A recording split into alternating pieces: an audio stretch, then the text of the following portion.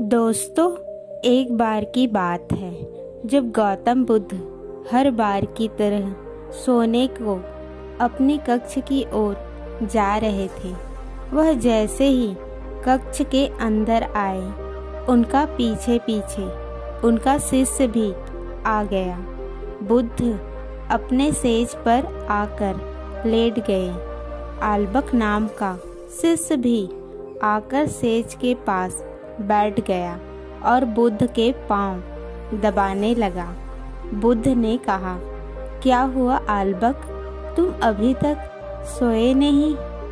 शिष्य आल्बक ने कहा, नहीं, मुझे नींद नहीं आ रही है भंते। एक प्रश्न मेरे दिमाग में लगातार घूमे जा रहा है और यही प्रश्न मुझे सोने से रोक रहा है। शिष्य ने कहा, क्या मैं आपसे एक सवाल पूछ सकता हूँ? बुद्ध ने कहा, हाँ बिल्कुल, मन में किसी भी प्रकार का कोई संशय मत रखो। फिर आल्बक ने उत्सुक आवाज में पूछा, गुरुजी, क्या कल रात आपको बहुत अच्छी नींद आई? बुद्ध बोले, हाँ आल्बक, कल रात को मैंने बहुत मीठी नींद ली थी।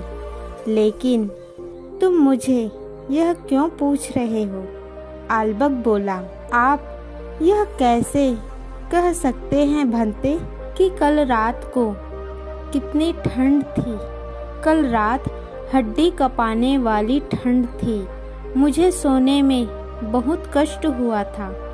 बुद्ध ने जवाब दिया, हाँ हो सकता है कुमार कि तुम्हें नींद लेने में कष्ट हुआ हो, लेकिन मुझे किसी भी तरह की कोई परेशानी नहीं हुई। अब आल्बक हैरान हो गया। उसने सोचा कि बुद्ध को आराम से कैसे नींद आ गई, जबकि सभी शिष्यों को नींद लेने में बहुत कष्ट हुआ था।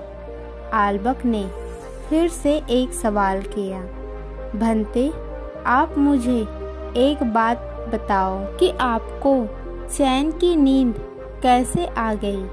इसका राज क्या है? बुद्ध ने कहा, बात एकदम सरल सी है। मैं तुम्हें एक उदाहरण के तौर पर यह बात समझाता हूँ।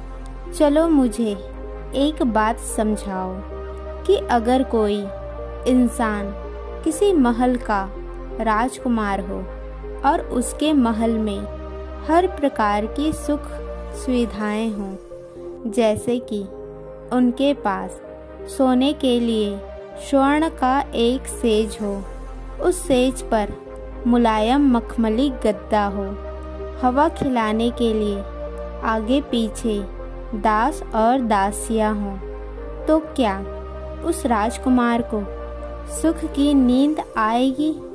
शिष्य ने जवाब दिया, हाँ बिल्कुल आएगी, बल्कि ऐसी स्थिति में तो और भी अच्छी से नींद आएगी। आखिर उस राजकुमार के पास सारी प्रकार के सुख सुविधाएं जो है।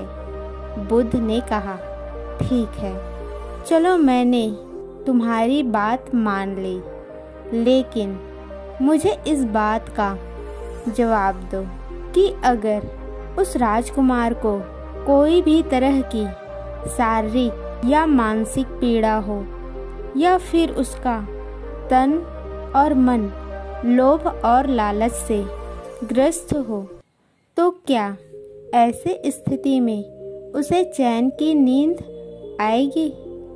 आल्बक बोला, नहीं, बिल्कुल भी नहीं, क्योंकि अगर उसे कोई मानसिक या शारीरिक बीमारी है तो वह तन और मन से परेशान रहेगा, और अगर उसे किसी भी प्रकार का लोभ है तो उसका दिमाग दिन रात उसी चीज का स्मरण करेगा।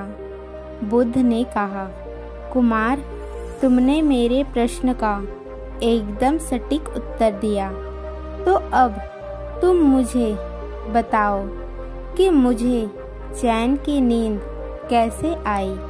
शिष्य ने कहा, गुरुजी, अब मुझे सब अच्छे से समझ आ गया है। जिस इंसान के दिमाग में मोह माया का कोई पर्दा नहीं है, वही इंसान दुनिया में सबसे ज़्यादा सुखी है।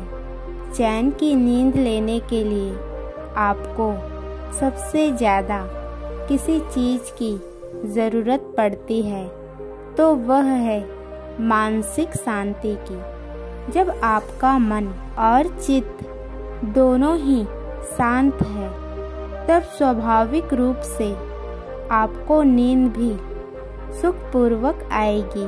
बुद्ध ने आल्बक को प्रश्न का सही जवाब देने के लिए शाबाशी दी। अब आल्बक का दिमाग पूर्ण रूप से शांत हो गया था।